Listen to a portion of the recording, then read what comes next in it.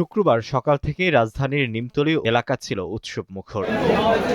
ঢাকা মহানগর পুরাতন মালামাল ব্যবসায়ী বহুমুখী সমবায় সমিতির নির্বাচনে ভোট দিতে অস্থায়ী কেন্দ্রে ভিড় করেন সাধারণ ভোটাররা।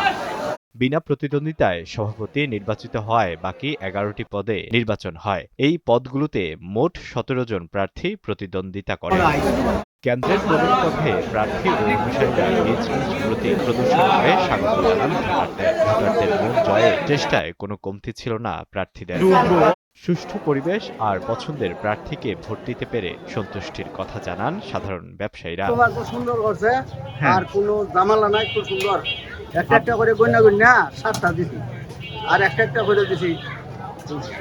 আমরা প্রত্যাশা করি যে আমাদের এ সমিতির উন্নয়ন হোক, এটাই চাই। আর যে যে যোগ্য ব্যক্তি তাকেই আমরা ভোট দিই। ভোটের ফলাফলের সময় বিজয়ী প্রার্থী ও অনুসারীরা উল্লাসে ফেটে ওঠে। উনি প্রাপ্ত ভোট পেয়েছেন ৩১২, উনি নির্বাচিত হয়েছেন। স্লোগানে স্লোগানে মুখরিত হয়ে ওঠে ভোটাঙ্গন।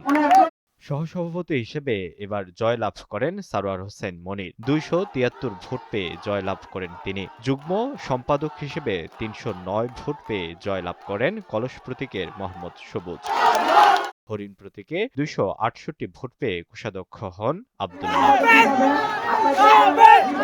এছাড়া সদস্য পদে ৯ জন প্রার্থীর মধ্যে ৭ জন জয়লাভ করেন। বই প্রতীকে প্রথম সদস্য হন জুমন খান। আম ও কাপ-পিরিচ প্রতীকে সমান ৩৩৪ ভোট পেয়ে ২ ও ৩ হন ডালিম মিয়া ও শকর মিয়া।